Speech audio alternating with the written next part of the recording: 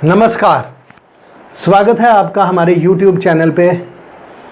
तो आशा करता हूँ कि आप सभी लोग कुशल मंगल होंगे।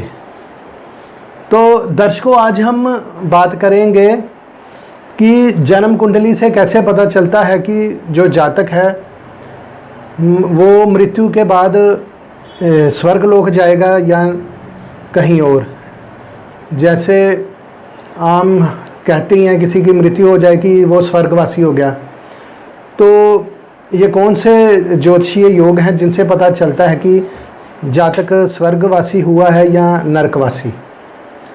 तो आज इसके बारे में चर्चा करेंगे। वैसे तो ये तो ईश्वर ही जानता है कि जो जातक है मरने के बाद वो कहाँ जाता है, लेकिन ज्योतिष शास्त्र में भी इसका वर्णन किया हुआ है। काफ़ी हद तक पता चल जाता है कि जो जातक है वो स्वर्ग में जाएगा या नरक में। तो चलिए इसके बारे में आज चर्चा करते हैं।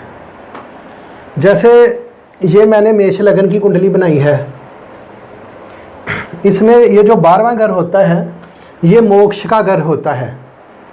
12वें घर से मोक्ष का पता चलता है और इसी से पता चलता है कि मृत्यु के बाद जातक का कहाँ आगमन होता है।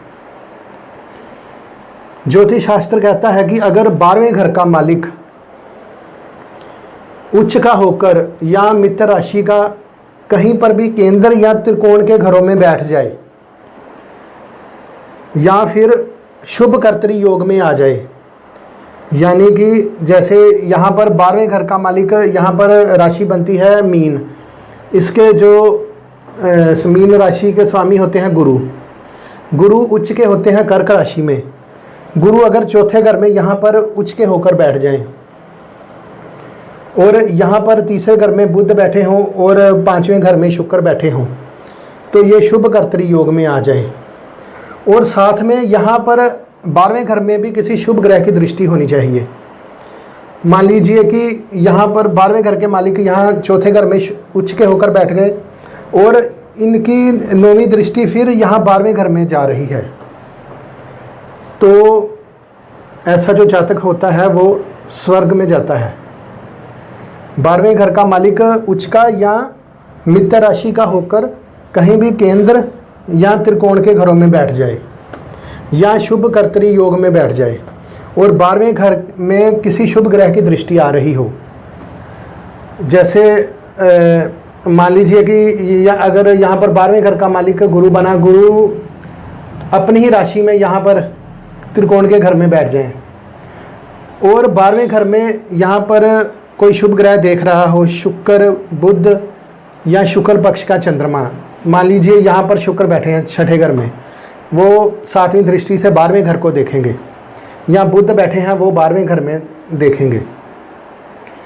तो जो ऐसा जातक होता है वो स्वर्ग में जाता है, यानी कि वो ऊर्ध्वगामी हो जाता है। ऊर्ध्वगामी मतलब कि उसकी जो आत्मा है ऊर्ध्व मतलब कि ऊपर को जाती है।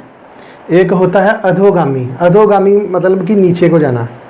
ऐसे ही अगर 12वें घर का मालिक किसी नीच राशि में बैठ जाए, मान लीजिए 12वें घर का मालिक नीच राशि में बैठ जाए, यहाँ गुरु नीच राशि में बैठ जाते हैं यहाँ पर 10वें घर में, और 12वें घर पर भी राहु, केतु, शनि, मंगल इत्यादि क्रूर ग्रहों का प्रभाव हो और जो 12वें घर का मालिक है वो भी पाप कर्तरी योग में आ जाए, तो जो ऐसा जो जातक होता है वो अधोगामी यानी कि नीचे की ओर, नरक की ओर जाता है। तो ऐसे ही एक और बात कि अगर 12वें घर का मालिक सूर्य या चंद्रमा बनता है और वो उच्च का होकर कहीं केंद्र त्रिकोण में बैठा हो, तो जो ऐसा जातक होता है वो शिवलोक जाता है, यानी कि कैलाश पर। और अगर वो मंगल है 12वें घर का मालिक, तो जो ऐसा जातक होता है वो पुनः धरती पर फिर जन्म लेगा, दोबारा शीघ्र जन्म लेता है। अगर बुध है तो वैकुंठ लोक में जाता है, अगर शुक्र है तो स्वर्ग में जाएगा, अगर बृहस्पति है तो वो ब्रह्मलोक जाएगा, और अगर राहु, केतु इत्यादि हैं तो वो किसी और द्वीप में जाएंगे, यानी कि किसी और देश में जन्म लेंगे। तो दर्शकों, ये मैंने आज आपको एक सूत्र बताया। आशा करता हूँ कि आपको ये समझ में आया होगा। अगर आपको हमारी ये वीडियो पसंद आई हो तो आप इसे लाइक और शेयर कर सकते हैं और हमारे चैनल को सब्सक्राइब कर सकते हैं। तो आज के लिए बस इतना ही, फिर किसी नए टॉपिक के साथ मिलेंगे। तब तक के लिए नमस्कार।